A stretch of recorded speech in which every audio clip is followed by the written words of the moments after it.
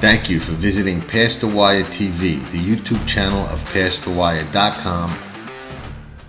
The level of racing that he's achieved is extremely rare. Matoli's a monster! Matoli wins the sprint! Oh, what a horse he is! The mighty Matoli!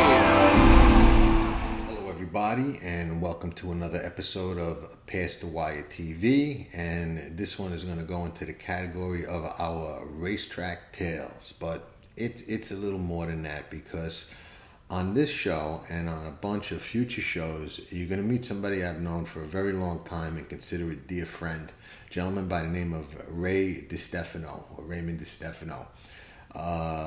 Ray is as colorful a character and has as many racetrack tales as anyone that you will ever meet or ever know, and they are fascinating and interesting. And we're going to meet him tonight, and we're going to have him on some more shows, telling a little bit about his life. And if there was ever, a Zelig-like character, a Runyon-esque-like character, or just a true racetrack type character that has had so many different experiences, it would be Ray. He knows where literally most of the bodies are buried. Just been around so many different aspects of the game. We're going to introduce him. We're going to have him tonight talk about some parts of his career, but going forward, we're going to have a whole series of racetrack tales that Ray is going to share with us, and it's book worthy. We thought about doing a book together, and then we just decided that this would be a much more fun way to get Ray and some of these stories out there in person to everybody, and we think you're really gonna enjoy them. So with that, we'll be back in a minute with Ray Destefano and this next edition of Past the Wire TV and Racetrack Tales. Thanks for tuning in. Vino Rosso has taken the lead! And it's a vintage performance by Vino Rosso!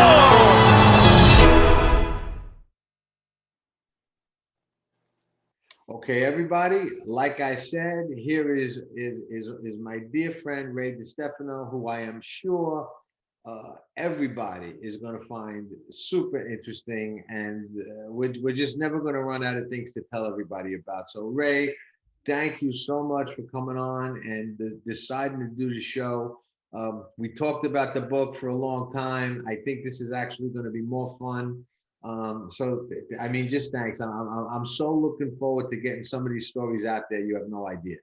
Looking forward to getting some of them out. I've been holding in for a long time, and we've talked. You know the stories, and a lot of most of them. I know most of them. Yeah. And and I'm happy. I'm happy to get them out. We started with Ruffian, and you did that great story, and the reason why I did it was because so many people wrote about it. Nobody ever got it right. So that's really kind of how we started talking about my racetrack life experiences, etc. Which are really more remarkable than we can even put into words. But just so everybody understands, Ray's had so many experiences on the racetrack. I think you could line him up against anybody, even some of the famous trainers and owners and riders. I mean, when you just line up some of Ray's experiences with the most fascinating people in the game, he's right there neck and neck with anybody. And I'll start by letting everybody know he's referring to Ruffian. And Ray, the guy that's on this show right now, is and this is not anything that neither he or I are proud of. It's just a significant part of history and a very sad, tragic part of the sport. But Ray is the man, along with Dr. Jim Pendergrast, who was Ruffian's vet. He was Frank Whiteley's vet at the time. But Ray is a guy who actually held Ruffian in his arms when she was euthanized after the tragic accident, after the match race with Foolish Pleasure. And that's all described in detail in the story that Ray and I really wrote about Ruffian, who was one of the greatest racehorses ever. And Dude, that had to be, and we'll do a show on that alone and that whole experience. But that just had to be such a moment in history that I mean, just I don't even you know, know how you must have felt or feel about it, you know? something that just happened. There wasn't nobody was expecting it, and I just happened to, uh, y- unfortunately for her, but you know, everything just, we'll get into that at some point.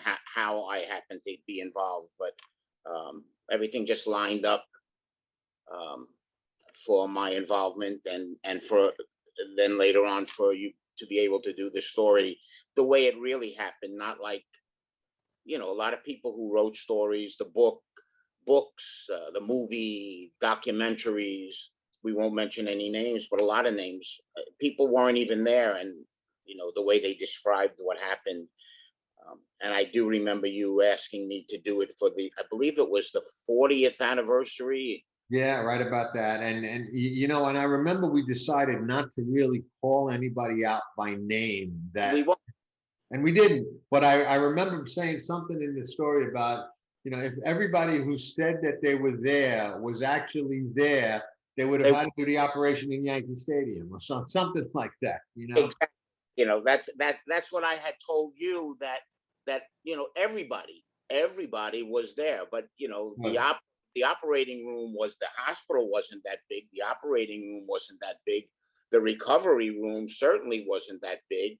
But everybody seems to have been there, and Yeah, amazing. but that's okay. We won't call anybody out by name. But nobody got it right until you did it, and you did your homework. You spoke with not just me, Dr. Prendergast, Frank Calvary, Jacinto Vasquez, Mike, Mike Bell was very helpful, right? and you know you got the right story. And I think it was in 2015 you asked me to do it for the 40th anniversary, and I just didn't want to do it. And then you know between 2015 and 16, I just got tired of reading and seeing. And then I said, okay, let's just do it. But I just wanted to set the record straight. That was a historic day, a historic race, historic moment. And I just felt that history was being um, uh, remembered, if you want to call it history, in the wrong light.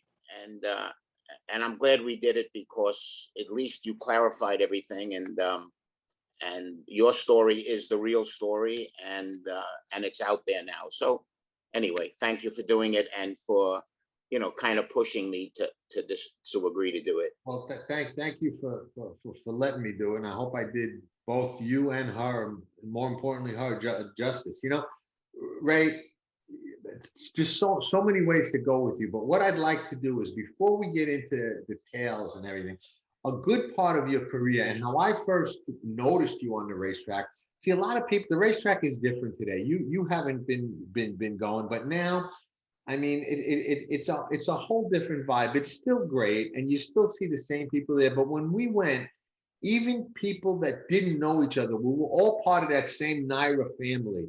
It was that familiarity of seeing the same faces at Belmont, Saratoga, and I had known you as a guy that worked on the gate for years before we ever even spoke. I just recognized you as somebody because you were very visible. You know what I mean? You had a very visible position. I didn't. I was hanging around in a grandstand, but you were on the gate, so I knew the face of everybody on the gate. And back then, and correct me if I'm wrong, but back then we always looked at, and my dad was a neutral clerk. I was a neutral clerk. I was a jockey agent for a little while, but everybody on the race, we looked at the gate crew as kind of a prestigious job. It was a hard job to get back then on the grounds, okay? And it was kind of prestigious. I mean, if you got on the gate, you were kind of, it was kind of a prestigious spot to be, correct? I mean, that's how we looked at it on the outside anyway. It was a job, for the few positions they have, it was a job that every guy, on the track wanted to have, because Right. it prestige. It was a good paying job with good benefits, and it just had a lot of perks, Right. and it was hard to get. And you know, and we'll get to my relationship with Frank Martin, but it was through him that I ended up getting the job. And I was fortunate. I mean, if you want me to, I grew up on the. Yeah, I know that. But before we get into that, let's talk about back then. I mean, there weren't a lot of you guys on the gate like there are today. I remember back then there were only a couple of guys on the gate. We worked and crew. Okay. And you guys had no flak jackets on, nothing like they have today. It was pretty much those khaki shirts, right? The khaki shirts and the khaki pants, and no helmets, no nothing. And you were in there with those horses bucking and kicking and probably getting bit and kicked and everything else. The only thing we had was the strap, the lead-in Right. strap. But we worked an 8-man crew. So I think there was like 12 or 13, but we always, who was off, who was on vacation, we always had to allow for people being hurt. There was always people hurt. So we worked an 8-man crew. I think today I've counted up sometimes up to 19 guys, Right. And I mean, it's a huge crew. And to me personally, I just don't know how they don't get in each other's way, but they do it their own way. And I guess it works. But if we had an 8-man crew and somebody got hurt that day, we were down to 7 men. And I remember one day at Belmont, I don't know, back in the late 70s, 80s, we actually had 4 guys working, and and it worked. I'm trying to remember who was there. I believe it was Bob Duncan, Frank Calvarese, I believe, myself, and maybe Nelson Hernandez. But it worked. I mean, it just worked. Everybody worked together. We were always very much in sync, always had each other's back. And when you have 12 guys, not everybody gets along. Some were really good buddies. I had good buddies. There was some friction with people, but when it was work time, we worked like 3 minutes every half hour. Everybody worked together, and everybody had each other's back if something went wrong. And it was just the camaraderie was what I enjoyed, the most. Besides working with, I believe, and I don't really follow racing that much, and I know there's some very good riders out there. But in the 70s and 80s, when I worked on the gate, mid 70s to mid 80s, I believe that's when the best group of jockeys. I started working just the last, the tail end of Baez's career. Right. But Cordero, Pincay, McCarran, Jerry Bailey, Jorge, Vasquez, Pat Day. I mean, Shoemaker came in from California for some races. Pincay came for longer periods of time and rode a lot of horses for Pancho. Right. As I just mentioned, I think that's as strong a group of riders of all time. Right. Ikaza, I believe, was still riding for a little while at that time. A little I'm bit not at the end, yeah, a little bit away at the end. from the riders today, but I don't really know them. But I don't know if they were that as solid as the names I just mentioned. That's just a complete Hall of Fame roster back then. I mean, the Colony in New York back then, a lot of people who weren't around back then. I mean, NYRA and New York racing was the benchmark of great racing in the country. It wasn't even close between California, Kentucky, Florida, any other circuit. If you wanted to be a champion, you had to race in New York, you had to win in New York. And if you couldn't win in New York, you really couldn't be a champion. I mean, no matter how good a horse was, if they couldn't come and win one of our big races, they weren't going to be a champion. I mean, it was that simple. I mean, and if you could ride, on a regular basis, Pincay got away with it, and Shoemaker, but they were the elite, and even Chris McCarran ended up in California. Right. But for the most part, the absolute top riders, Day came here from I think Kentucky. I don't know where Jerry Bailey came, and this is where Right. Jeffrey Feld came from Canada, another top rider Right. back then, And and a Hall of great Fame. guy. I think, Jonathan, who knows? I'm just going to throw a number. In the 8 or 9 years that I worked on the gate, I probably worked with 200 riders, jockeys. I mean, Right. maybe more, maybe less, but a lot. And the riders I know from back then, Angel Cordero and George Velasquez, they all still remember you and think the world of you. Karen Rogers, even, who's active on social media, who I think she credits you with saving her life, if I'm not mistaken. 7/8 of a mile at Aqueduct one day. Yeah, horse flipped with her, and she got stuck between the horse's back and the back doors. And I was outside the gate at the time, and I reached in and pulled her out. But I did what anybody else, any of my other colleagues would have done. I just happened to be there. If not, she would have gotten crushed. But I've seen that happen many times with other riders and other assistant starters. She's the one who always, on social media credits me with Right. her. And another top rider. But I can say, out of all the riders that I worked with, from the Corderos all the way on down to, whoever, riders that rode 1 or 2 races here, I got along with all, maybe 2. I just really didn't care for their personalities. No names. Right. But I had really a good relationship with all of them, and enjoyed working. And then we socialized too. Cordero would have parties. Velasquez would have parties. Saratoga, there was always parties, and they were just really good people. Right. And I enjoyed those. Somebody recently asked me all my experiences on the racetrack. What did I enjoy the most? And I flew with horses and did a lot of things.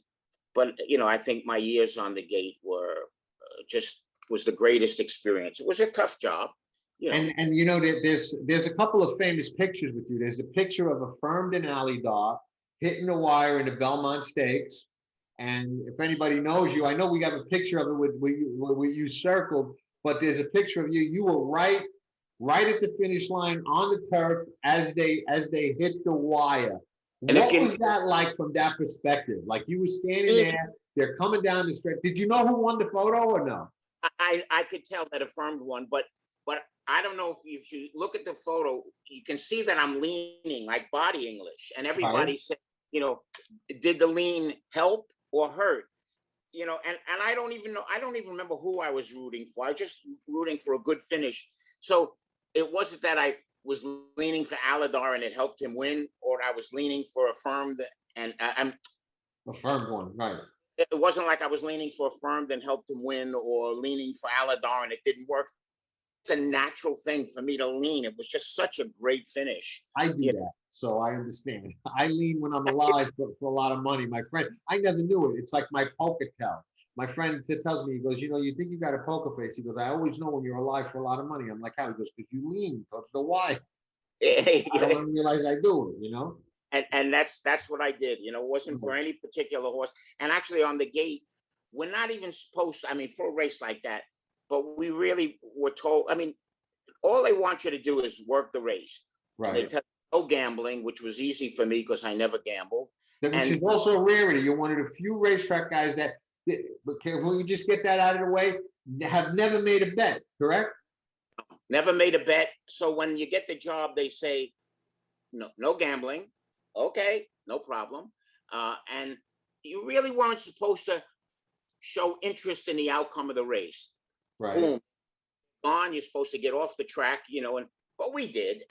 Even from the backside, we'd look just because, but, but on the front side, like a big race like that, what are you going to do? Turn your back and walk to the other side? No. Right. And that's actually a worse look. I would consider that like a worse look if the guys on the gate aren't even watching.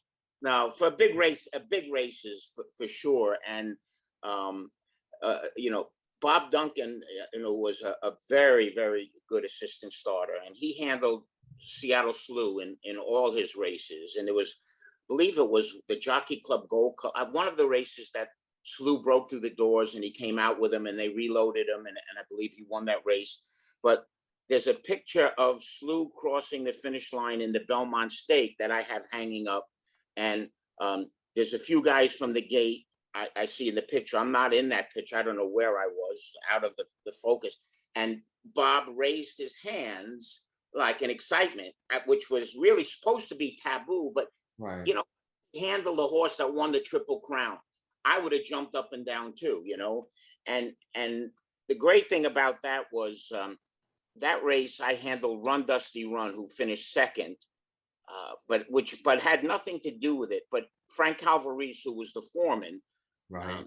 to the race, he told Bob and myself to go to the winner's circle and take the blanket of carnations and put it over Slew. So I was, you know, it wasn't because I handled the horse that finished second. You know, Frank just did that for me. You know, I always liked Frank, got along. I still talk to Frank a couple of times a year. He lives in Florida. Well, before, and we'll continue because there's just so much, but we'll do a show on this alone. But you probably have the best collection of racing paraphernalia in the world, better than the Hall of Fame, the museum. Makes mine look like nothing. And I got a heck of a collection in a curio cabinet over here that's got a heck of a lot of nice stuff in it. I don't You even got know something from me I can down there. post it. Yeah, but I mean, I got a lot of stuff, but nothing at all compared to yours. And you've got, or unless you got rid of them, I don't remember if you told me, but the goggles that Jean Cuguet wore in the Belmont Stakes on Seattle Slew. When Bob Duncan and I put the carnations over his withers, you know, Cuguet took off his goggles and he threw them to me. And I had them here in my house for years and just sold them last year Right. at an auction. You know, I'm getting older and I've got a lot of stuff, and my daughter is not interested in horse racing at all. And the joke is, you know, when I die, she'll come and all of this junk she'll throw away. I mean, No. There's already a plot that when you go, there's a couple of people, I'm not going to name names, like we said around here, that are planning to rob your house before she gets there and clean everything out. So no, it's better than that. I've had a few people tell me to tell her that they will volunteer to come and help her because she'll be so distressed, I guess, and they'll volunteer to come help her clean the house. they're all going to be too late. As soon as you go, I'm telling you, the crew is going to roll. Well, a few people said that they'd come during, you know, when the house is empty. So I've got a lot. So I'm getting rid of stuff now to save, you know, all those people, all of that work, a little bit at a time. I'm getting rid of a lot of programs, and the Secretariat hair I finally got rid of. Right. Hopefully we'll talk about that at some point. We will. We'll talk about the Secretariat here. Like I said, there's so much. Now, getting back to the gate, there's a couple of things I'd like to talk about that I think people will be interested. One, can you tell everybody how you guys, and I only know a lot of this stuff because Ray has enlightened me, because what goes on at the gate really, I mean, there's nothing in the racing form about it. And if you're not on the gate crew, you really don't know. But you guys keep notes and little cheat sheets on different horses' habits and how they like to be loaded and stuff like that. So I want you to talk a little bit about that. And one of the things, even though now they have a bigger gate crew at NYRA than when you worked. And computers. Yeah, but it seems to me, and like I said, I don't know this for a fact, but it seems to me like they have more gate mishaps now than when you guys worked. And I always wonder why that is. And like, I see a lot of times, and I hardly ever saw it back in the day, okay? But now there'll be 2 or 3 times a year where a starter or a guy in the gate, whatever you call starters, right? The guy's got a hold of a horse and the gate springs, and I'm like, you held that horse too long, and the horse gets a bad start, and the stewards hardly ever do anything about that. which I think is wrong. But it seems to happen more now than when you guys were on there. So do you guys get in trouble when stuff like that happens, or no? Get in trouble, but if it's something blatant, the stewards might want to, question you about it.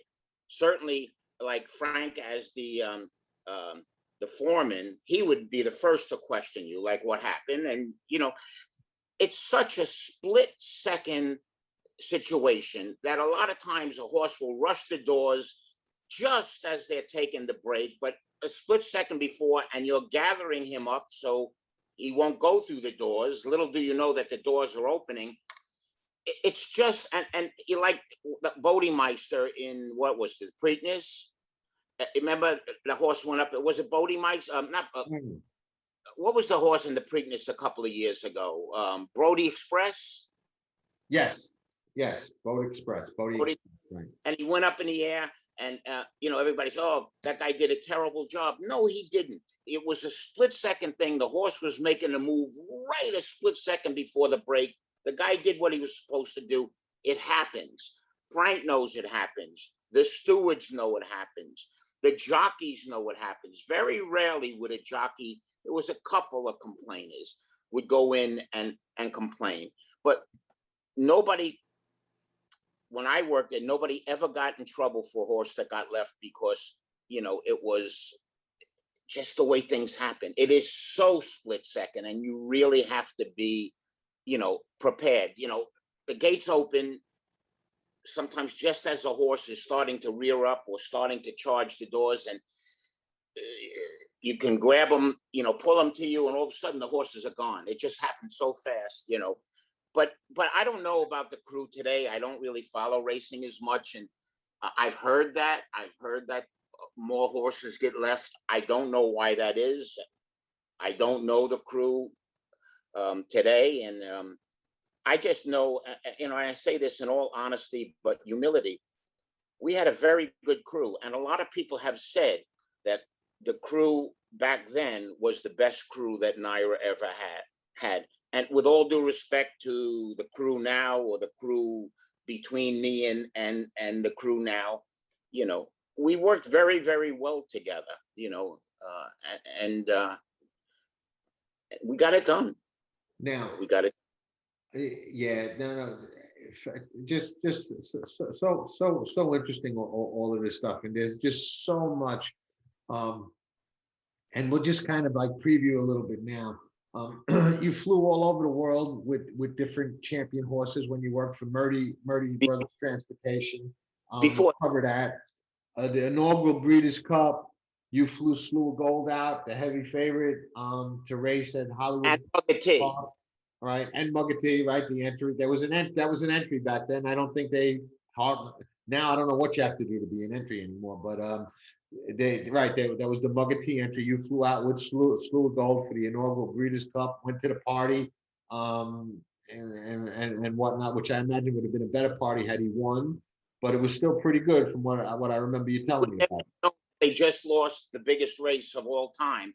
It was a party. One of the partners lived in Beverly Hills, and when I went out with Slew of Gold, I went out 10 days before the race, and the Hills and the Taylors put me up in a hotel, rented me a car, invited me every place they went, with Hertler, and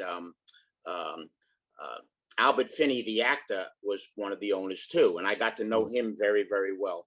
And I remember driving up to the party after the race, the night of the race, and Albert Finney met me. We didn't have it planned. He happened to be at the front door on the stoop. We say from Brooklyn, the stoop, the stairs. Right. It got called the stairs to a mansion in Beverly Hills a stoop. Right. That's disgraceful. Right.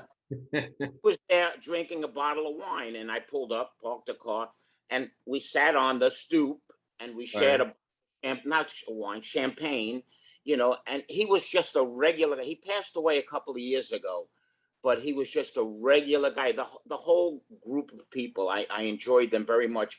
And I'll just always remember that you couldn't tell at that party that they lost. And by, steward, a 15-minute, inquiry. Right.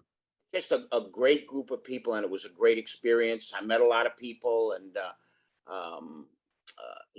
that was in '84. I left the gate in January of '84, and because of my experience before the gate, working with Murdy Brothers Flying Horses, and I knew Dr. Hill, when it came time to ship out to California, Dr. Hill, arranged their own jet with Slew of Gold and Muggerty, and he asked Bob Murdy if he could ask me if I would go, because I had a lot of experience. I don't know if he knew I had left the gate, so I went out, and then the next 2 years I ended up taking Groovy out for Jose Martin.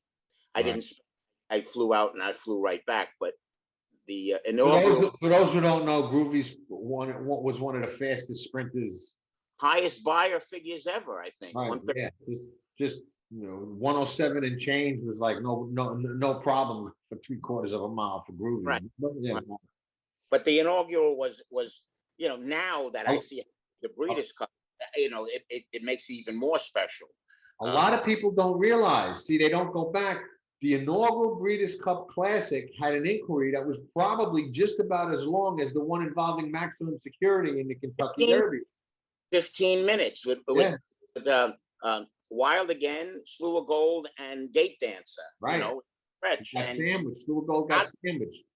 I was right there at the finish line, and not because I was there with Slew of Gold, but to me, I'll always say that I thought he got interfered with. I don't know. It's over. It was a great experience, and I still have a lot of that memorabilia also.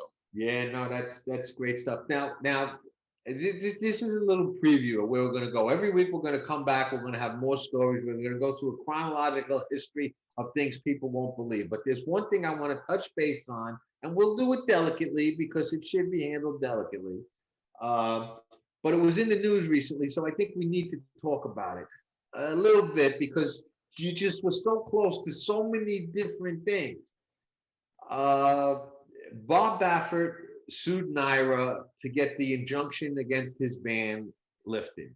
And they brought up an old case involving Naira banning a jockey because of alleged battery that he may or may not have had. But there was indeed, correct me if I'm wrong, a battery on the racetrack. Am I correct?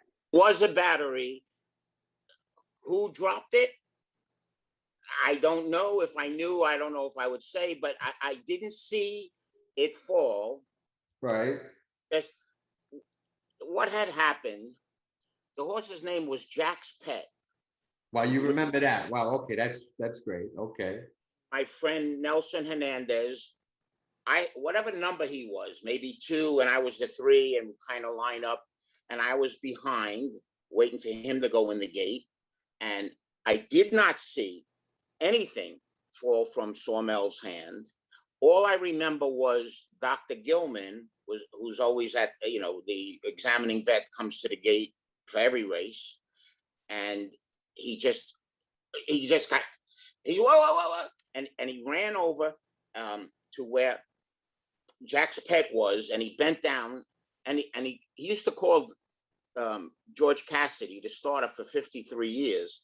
He used to call him Docky. They used to call each other Docky. They had like a bromance. Okay. They used to ride out in the wagon together and ride back. And he bent down, and he was just so excited, flustered, I don't know the word. And he picked up the battery, and he shocked himself. So he shocked himself with the buzzer. With the battery, he must have jumped 2 feet off the ground, and then everything happened. We had to go before the grand jury the day before the Saratoga meet started in Nassau County, and nobody really saw anything. I saw the battery on the ground. I didn't see who it could have been from a jockey 30 seconds before who had been in that spot. Right.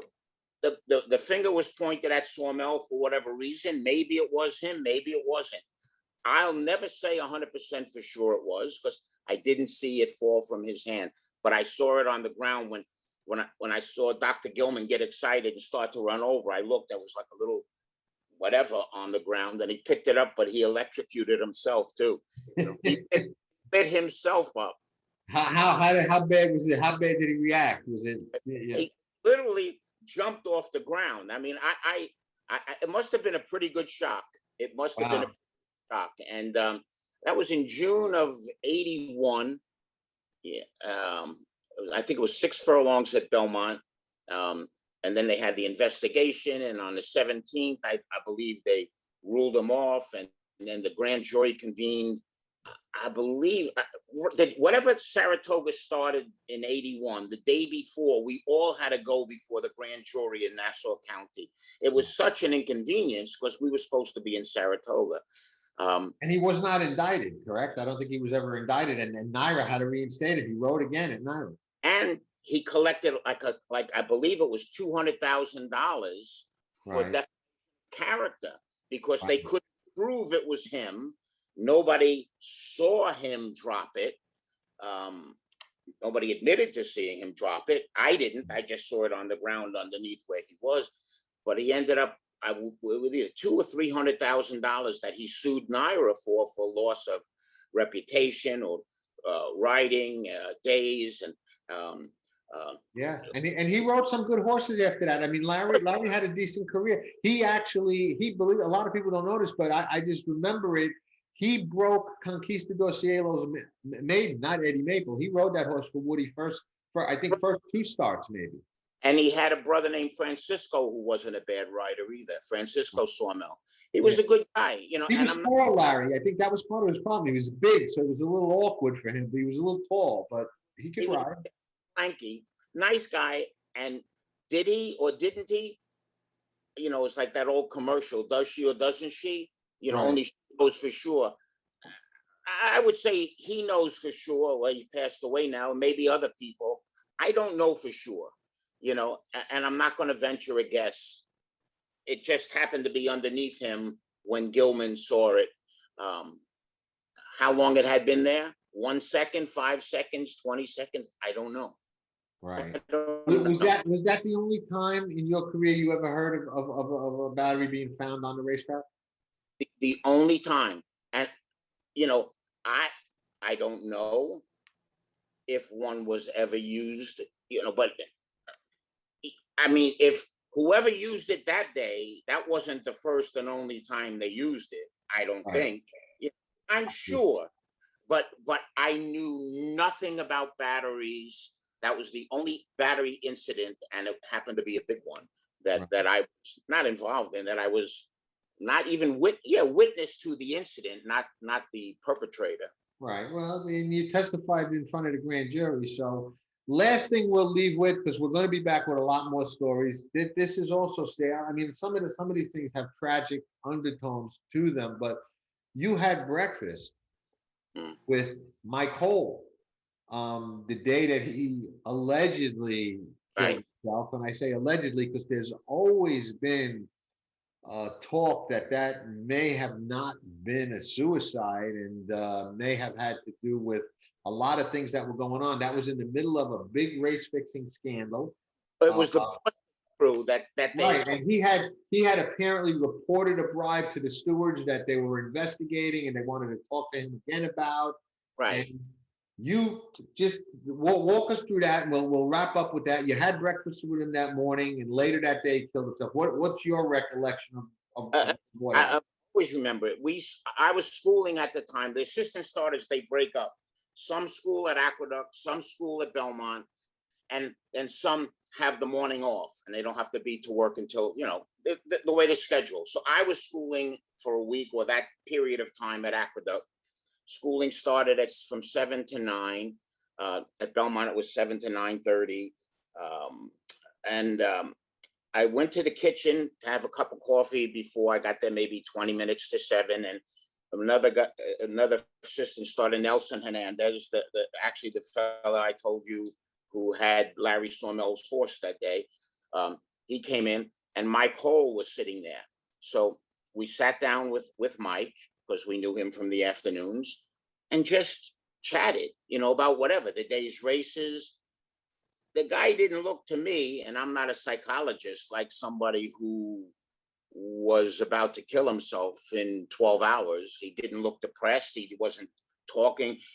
He seemed upbeat, talking about the day's races, talking about whatever, and we sat with him for 10, 15 minutes.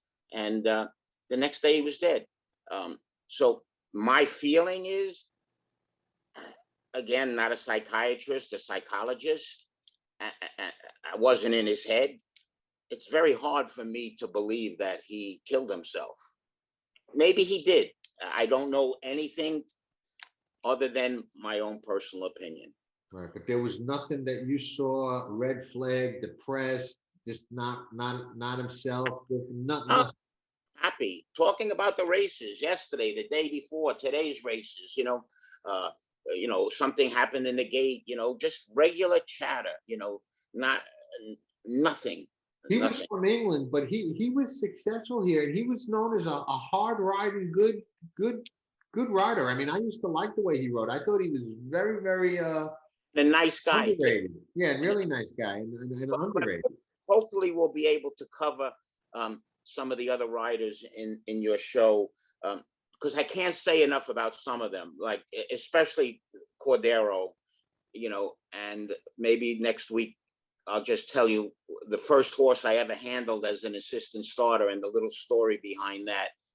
We'll start with that next week, and then we'll go from there into the Brooklyn move that started this whole ball of wax rolling, and then these incredible stories. We got stories from Japan. We've got New York Met impersonation stories with autographs out there that people don't know. This is unbelievable stuff, right? We'll get it all out there. It's going to be phenomenal.